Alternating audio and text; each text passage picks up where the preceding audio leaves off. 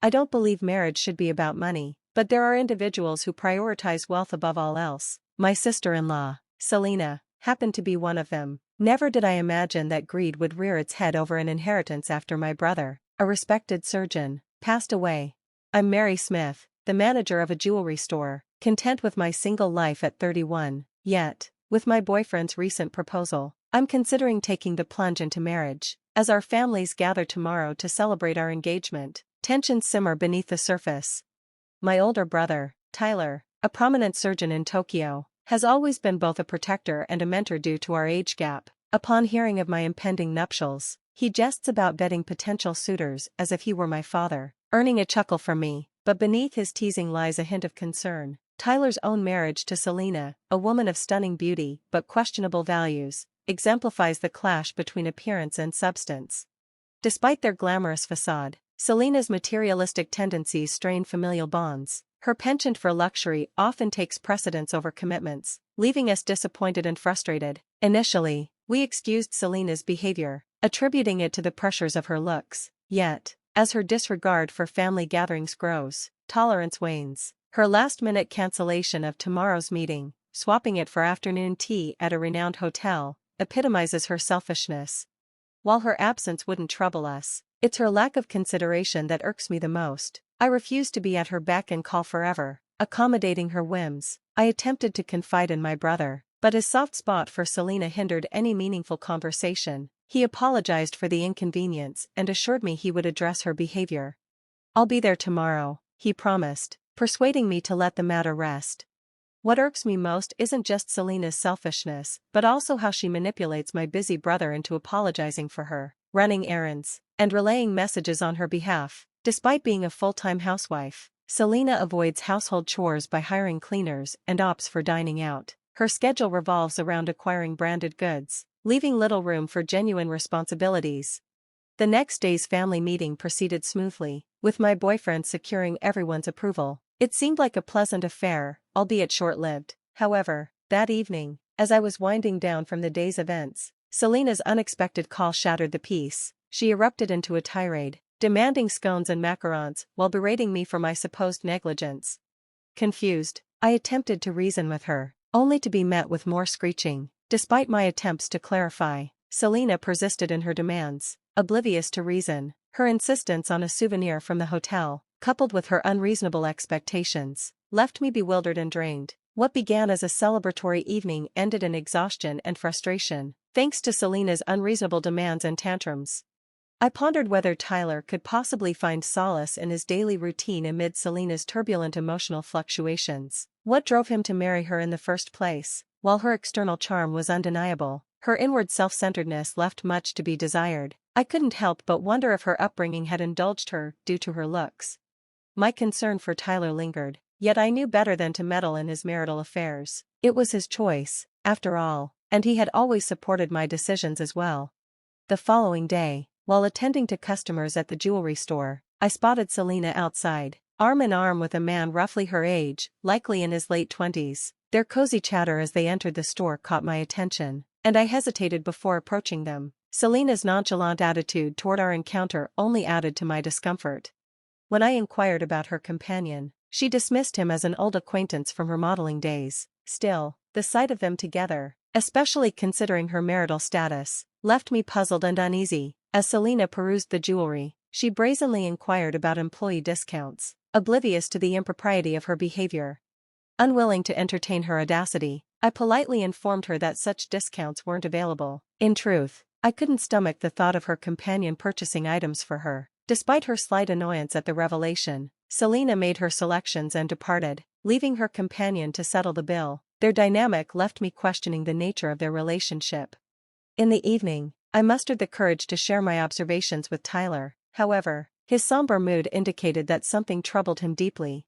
"Tyler, what's wrong?" I asked, sensing his distress.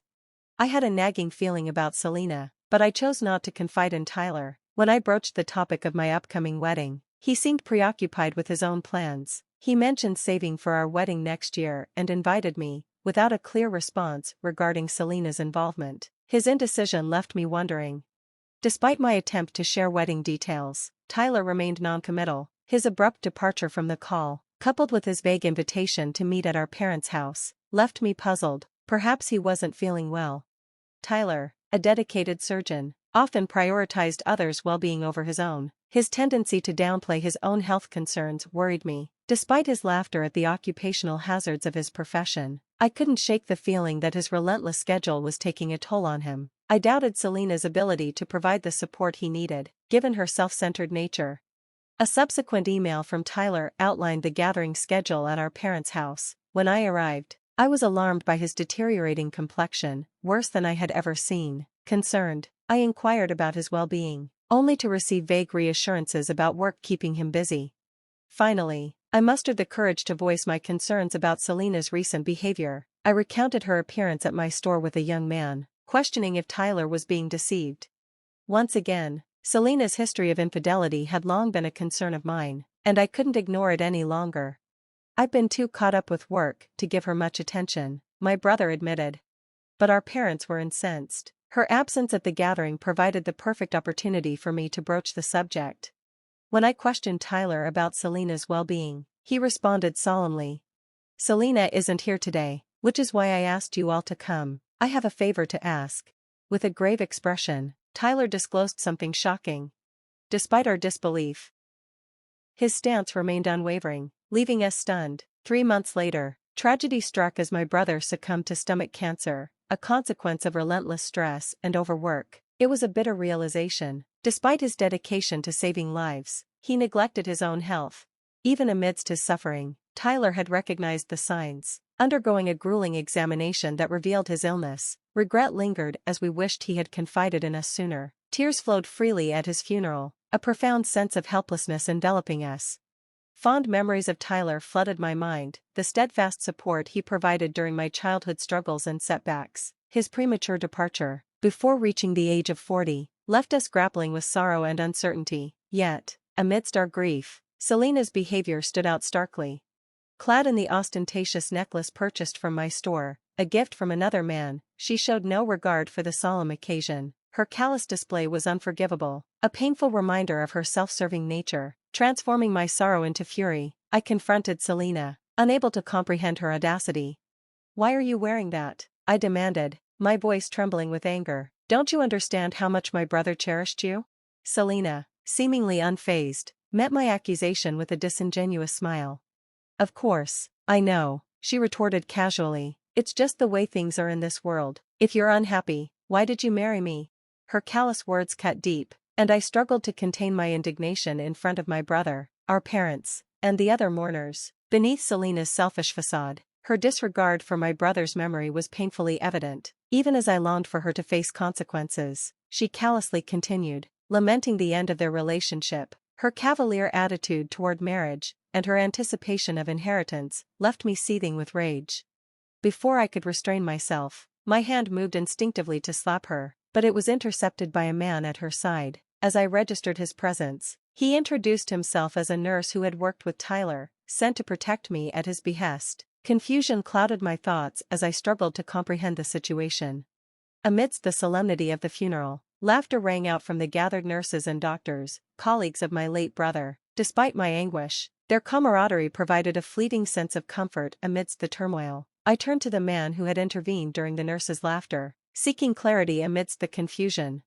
His response was blunt. "Did the doctor leave any inheritance behind? Your family should know."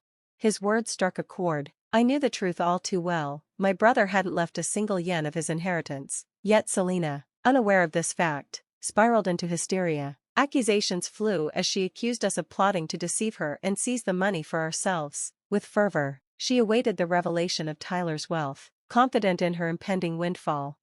As Selena's tirade reached a fever pitch, the nurse's amusement turned to outright hysteria. Sensing the need to intervene, my father stepped forward, his voice calm yet firm.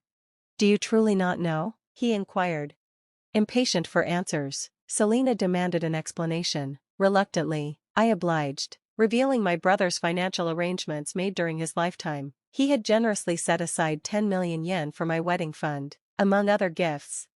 As the truth sunk in, Selena's complexion shifted from blue to white. My brother, though revered for his expertise, had a penchant for extravagant spending to alleviate stress. Lavish parties, exclusive dinners, and luxury accommodations drained his resources, all in a bid to find solace amidst his demanding career and familial obligations.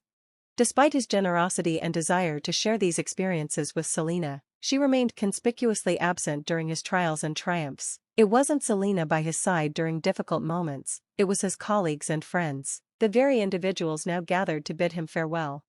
The nurses, their laughter subsided, shared heartfelt memories of my brother's kindness and generosity. Despite his demanding schedule, he made time to care for them, inviting them to parties that left a lasting impression. Their admiration for him only deepened, inspiring them to work harder in their own endeavors. As they spoke, I learned of my brother's final act of benevolence. He had donated the remainder of his estate to the hospital. Representatives from the General Hospital, grateful for his contribution, bid him farewell. Their yearly struggles with research funding would be alleviated, ensuring better medical care for the future. Witnessing the extent of my brother's compassion toward others, I couldn't help but feel a pang of disappointment toward Selena. While he had touched so many lives, she, who should have been closest to him, exhibited selfishness and greed. Months later, Selena contacted me, her tone demanding as she sought to secure her inheritance. However, her careless handling of the estate revealed a shocking truth. Despite my brother's substantial earnings, his assets had been depleted. In her pursuit of the mansion and other assets, Selena had overlooked Tyler's debts, leaving her with a fraction of what she had anticipated. Her plea for assistance fell on deaf ears as I reminded her that our familial ties had dissolved with Tyler's passing. Her actions spoke volumes. Despite claiming to care for my brother, her true motives had been laid bare. "I'll help you out of trouble, but how can you expect that after being so selfish until now?" I retorted. Selena's impatience was evident in her voice as she grappled with the sudden reality of inheriting both the mansion and debts. "Inheritance includes liabilities," I reminded her coldly, informing her that renouncing the inheritance was an option within 3 months of being informed. Suggesting she sell the luxury items she had collected only elicited tears and pleas for forgiveness, but I couldn't bring myself to console her. Despite her remorse, I ended the call, unable to reconcile her actions with my brother's memory. With my brother's passing, my wedding was postponed by a year. My husband and in-laws, noticing my lingering depression, offered understanding and support. Determined not to disappoint my late brother, I vowed to live a life of gratitude, helping those who had stood by me. At the wedding, my brother's popularity became evident as colleagues paid their respects at his grave. Learning of his generosity toward his coworkers, I feared his kindness might be exploited, yet, the genuine outpouring of support proved otherwise.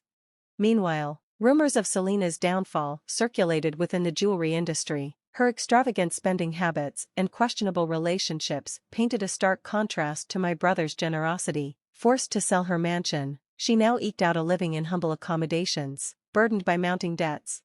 Reflecting on Selena's misfortunes, I couldn't help but feel vindicated in my belief that marrying for money was wrong. I vowed to honor my brother's memory by protecting his legacy, just as he had always protected me.